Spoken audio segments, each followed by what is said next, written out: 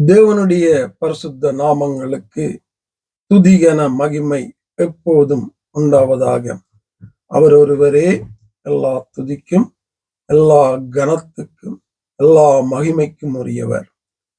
ரட்சிப்புல நிலைத்திருந்து வாழுகின்ற, நிகழ்கால ரட்சிப்புல வாழுகின்ற என்னுடைய உங்களுடைய வாழ்க்கையில இருக்க வேண்டிய காரியங்களை குறித்து வேதத்திலே பார்த்து கொண்டு வருகிறோம்.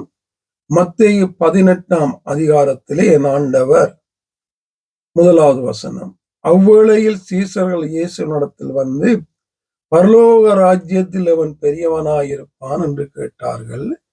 இயேசு ஒரு பிள்ளையை தம்மிடத்தில் அழைத்து அதை அவர்கள் நடுவே நிறுத்தி, நீங்கள் மனம் திரும்பி பிள்ளைகளைப் போல் ஆகாவிட்டால் பரலோக ராஜ்யத்தில் பிரவேசிக்க மாட்டீர்கள் என்று மெய்யாகவே மெய்யாகவே உங்களுக்கு சொல்லுகிறேன்.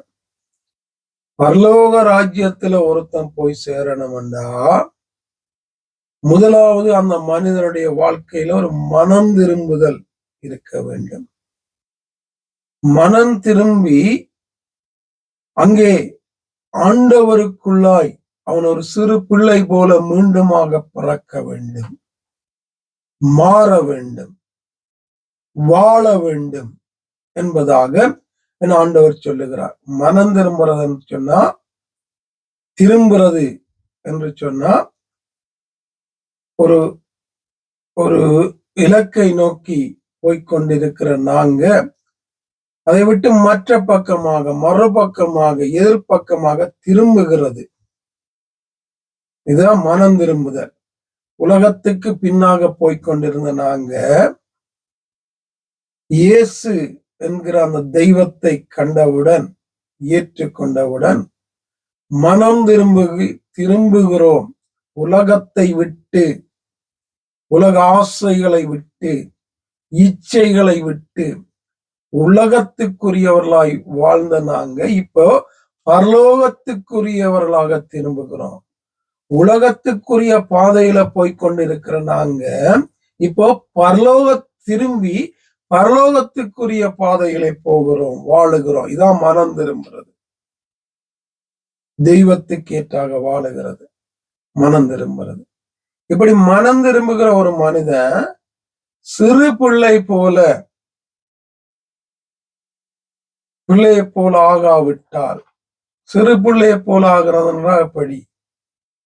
பல நாளும் உண்ட பலத்துல, உண்ட சுயத்துல, உண்ட ஞானத்துல, உண்ட பணத்துல, உண்ட காரியங்கள்ல வாழ்ந்த நீ இப்ப சிறு பிள்ளை போல மாறி உன்னை அழைத்த சிறு பிள்ளைங்க எப்படி வாழுவாங்க?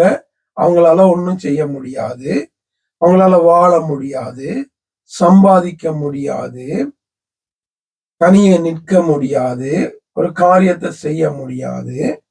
அதே போல மனம் திரும்புகிற நாங்களும் எல்லாத்தையும் விட்டுட்டு தேவனை சார்ந்து, எல்லாத்துக்கும் அவரையே பார்த்து, அவரை கையையே பார்த்து கொண்டு, அவர் ஆசீர்வாதத்தையே பார்த்து கொண்டு, அவருடைய நடத்தலே பார்த்து கொண்டு, அவர் தான் எல்லாம் செய்யணும், அவர் தான் எங்களை நடத்தணும், எங்களால ஒண்ணும் இயலாது, முடியாது, நீங்க செய்யுங்க, நீங்க நடத்துங்க என்று சிறு பிள்ளைகளைப் போல, ஒன்றும் எங்களால முடியாது, எல்லாம் நீங்க தான் செய்யணும் என்று அவரை நம்பி, அவரை சார்ந்து வாழுகிறது போல வாழ வேண்டும் என்பதாகத்தான் அங்கதான் சிறு பிள்ளைகளைப் போல மாறுகிறது.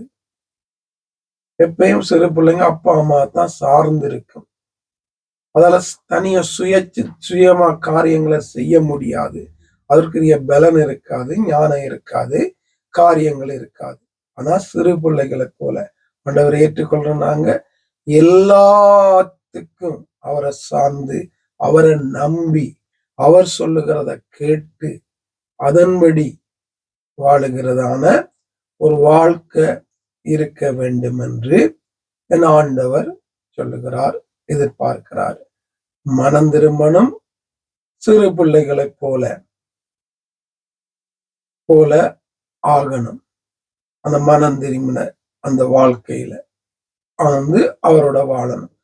தொடர்ந்து இதை குறித்து நாளை செய்தியில நாங்கள் பார்க்கும் வரையும் ஆவியானவர் தொடர்ந்தும் சரியான ஒரு மனம் திரும்பல தந்து அந்த பிள்ளைகளைப் போல எப்பொழுதும் தெய்வத்தை சார்ந்து வாழ உதவி செய்து வழி நடத்துவாராக. ஆமென்.